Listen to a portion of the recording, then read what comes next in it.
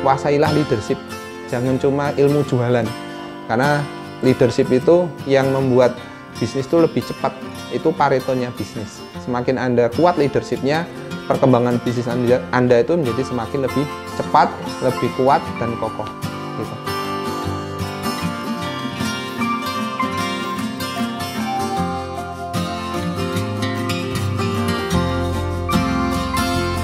Assalamualaikum warahmatullahi wabarakatuh. Perkenalkan, nama saya Hasnil Afrizal Mutakin. Saya jabatannya di sini sebagai owner di Eka Farm ini. Alamatnya Jalan Imogiri Barat, Gang Mawar, nomor 55, Ngoto, Bangunarjo, Sewon, Bantul. Eka Farm berdiri tepatnya sebenarnya sejak tahun 2012, tapi tahun 2012 itu kami masih berfokus pada pupuk organik.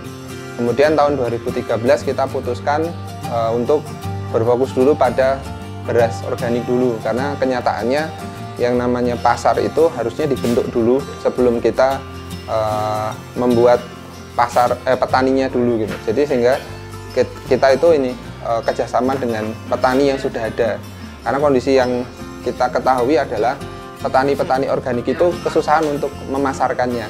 Jadi seandainya kita punya pasar organiknya jelas, insya Allah petani-petani yang mau beralih ke organik itu juga jadi lebih aman, tenang gitu kan. Dan mereka kalau sudah masuk, sudah tidak perlu mencari pasar-pasar lain lagi gitu. Nah, kenapa kita juga memilih beras organik ini? Karena sesungguhnya saya sama istri saya itu lebih banyak di dunia kesehatan. Ketika kita di dunia kesehatan holistik ya, di terapi hipnoterapi, akupuntur, bekam, dan yang lainnya itu, kita menemukan ternyata orang-orang ini kalau dikasih herbal, diterapi saja itu tidak menyelesaikan masalah.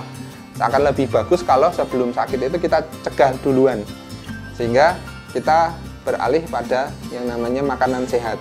Nah, makanan sehat yang bisa kita mulai adalah beras organik.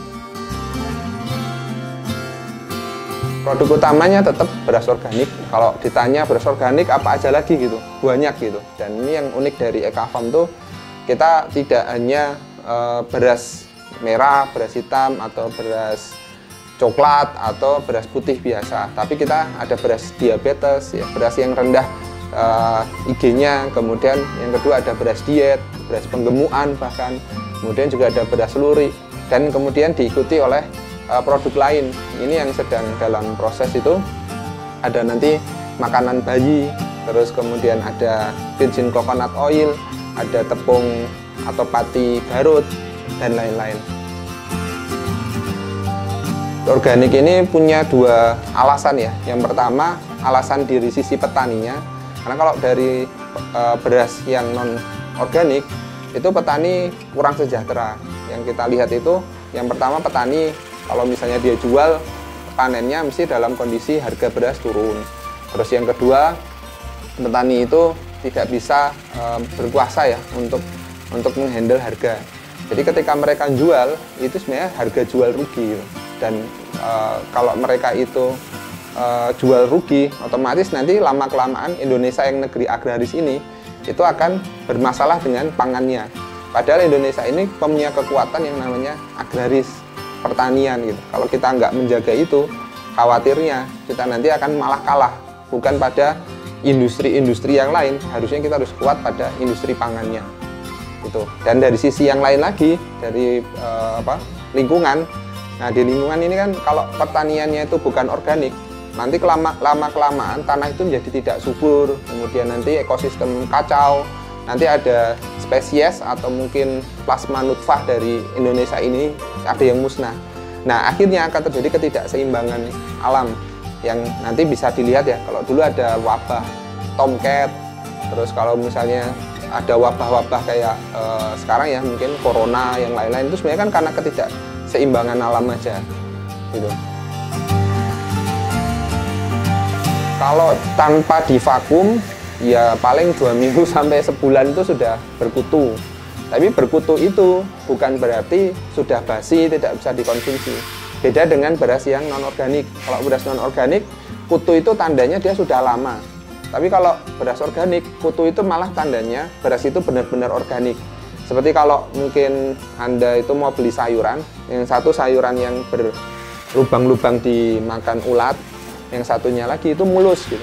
Nah, kalau saya atau kita ingin sehat, pilih yang berlubang-lubang karena tandanya pestisidanya sedikit atau bahkan tidak ada sama sekali gitu. Jadi untuk menangani itu kita buat jadi vakum. Nah, kalau dalam kondisi vakum itu setahun 2 tahun pun itu tidak masalah gitu. Sambil kita berjalan, kita buka, saya awalnya jualan itu secara offline, keliling dari rumah ke rumah, sebar brosur, brosurnya saya centel ke pagar gitu. Terus kemudian mulai saya masukin ke koperasi, swalayan, tetapi gitu, karena modal kami sangat terbatas, waktu itu kita mulai bisnis itu hanya modal 2 juta gitu. Dari 2 juta itu kalau kita titipin ke swalayan, ke koperasi gitu, habis gitu. Apalagi tingkat kutuan ya, kemungkinan berkutunya itu lebih cepat daripada beras yang non organik.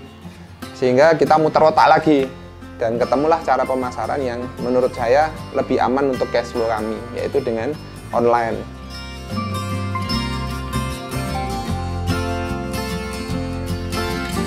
Kebanyakan dari menengah ke atas. Jadi kita memang nyasar ke sana karena di kalangan menengah ke atas itu mereka peduli dengan lingkungan dan mereka juga peduli dengan kesehatan. Jadi mereka berfokusnya malah pada kualitasnya. Ya, rata-ratanya sekitar 10-15 ribu pieces yang vakuman. Belum termasuk yang non vakum, yang curah, yang maklun, yang lain-lain gitu. Nah, kita juga kalau selama corona ini itu malah meningkat 2 kali lipat. Insya Allah bulan ini semoga ya itu meningkat 4 kali lipat. Kalau tidak ada halangan lain itu insya Allah meningkat 4 kali lipat. Suka-dukanya itu banyak ya. Yang pertama jelas kita sering dicibir dulu waktu kita salah sasaran pemasaran. Kita kira kan ini juga bisa dikonsumsi menengah ke bawah. Nah, ketika kita coba pasarkan ke PKK, ke rumah-rumah gitu, mereka selalu nyibir, kok berasnya mahal, terus kemudian kok mahal banget, kok kelihatan jelek, dan lain-lain. Nah, dari pengalaman itu kemudian kita perbaiki. Terus yang lain lagi itu, yang suka dukanya kita pernah waktu itu bulan Ramadan gagal panen, sama sekali nggak bisa jualan beras, padahal kan bulan Ramadan harus THR. Sehingga kita mau nggak mau, itu muter otak gitu. Akhirnya kita jualan kurma. Sampai sekarang kita setiap Ramadan juga jualan kurma. Saya tuh sudah sampai mungkin ratusan bahkan mungkin ribuan kali itu ingin berhenti ya dari beras organik di awal-awal itu. Dan itu mungkin bertahun-tahun ya, beberapa tahun, 3-4 tahun di awal itu. Karena kita menanggung rugi terus gitu untuk beras organik ini. Walaupun kita tetap berjalan, cari cara untuk bisa nambal sana, nambal sini. Karena beras organik ini kan untungnya dikit, terus kemudian kurang prestis dibandingkan fashion, dibandingkan mungkin jualan mesin atau IT, digital, dan yang lain-lain gitu ya. Nah, ketika kita berjalan terus, ternyata benar yang kemudian yang saya yakini di awal itu, bahwasanya bisnis itu tidak hanya masalah untung gede, tapi ada pada keberlangsungannya, sustainable nggak, ada terus nggak, dan grafik untuk kenaikan dari trennya itu terus naik apa turun gitu.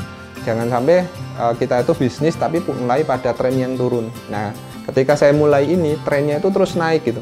Walaupun kalau naiknya itu beda dengan teman-teman yang mungkin bergeraknya di bidang pabrikan ya.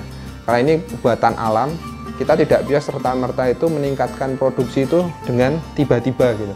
Kita harus berkoordinasi dengan petani, menambah lahan, mengedukasi petani, terus kemudian memikirkan bagaimana line produksinya, bagaimana perjalanan dari sana sampai ke sini, dan lain-lain gitu. Dan alhamdulillah semakin banyak petani itu ya yang semakin percaya dengan Eka Farm, dan kita juga tertolong untuk terus bisa ini menambah terus reseller, distributor, nambah outlet, dan yang lain-lain.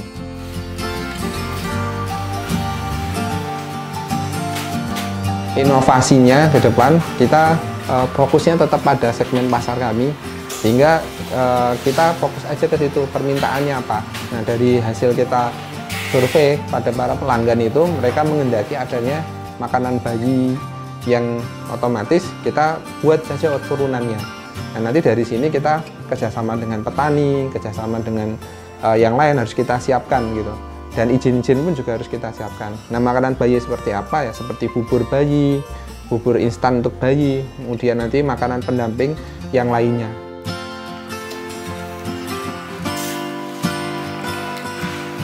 Tips untuk teman-teman pengusaha ya. Yang pertama, ini pengalaman saya pribadi, bukan untuk menggurui. Yang pertama adalah jangan mudah untuk berganti-ganti bisnis. Karena kalau kalian itu berganti-ganti bisnis, itu sama saja memulainya dari nol lagi. Dan dari nol lagi itu berat ya. Kita harus mempertimbangkan aset kita yang paling berharga adalah waktu. Semakin Anda itu berganti-ganti bisnis, waktu Anda juga semakin habis. Satu bisnis itu butuh paling tidak 5 tahun untuk membuktikan bagus tidaknya ide bisnis Anda.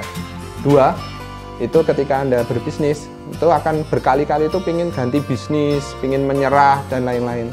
Dan selama pengalaman saya ini, orang yang paling membuat saya bertahan di bisnis ini adalah pasangan saya gitu. Sehingga kalau Anda belum punya pasangan, pilihlah pasangan yang bisa membuat Anda terus berjuang, tidak menyerah.